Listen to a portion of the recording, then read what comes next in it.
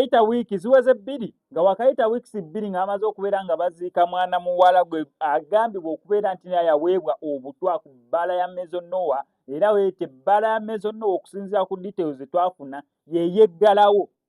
tebagiggalawo eno clarification ebbaala ya Mezonoa yeyeggalawo incident eyo yabaawo omuwala amaze okubeera ng'afa bo tebaalinda biddako oba biki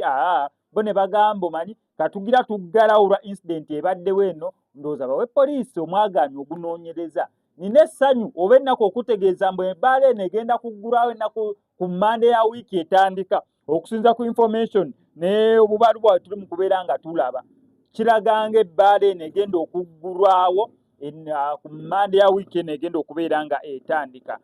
Oyinza okuŋŋamba lwaki baggulawo poliisi amaze dda okunoonyeza bagenda kuggulawo olw'ensonga bebeggalawo gwokeera obudde ne buziba ekiro n'ogamba kanzigalewo ewange essaawa 2 ez'ekiro oba 4 oba 5 oba 6 ku makya ate tebusooka kubuuza poliisi bannange nzigulewo ssaawa mmeka owulira ng'oyagala kweggulira nga weggulira ng'ofuluma ennyumba yo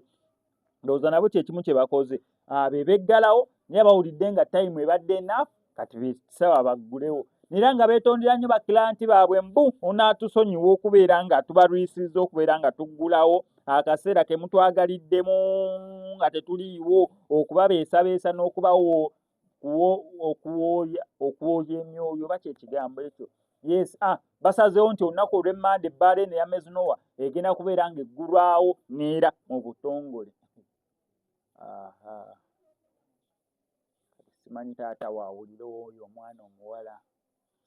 simanyi maama waawulira basisita b'emiranga gye baakuba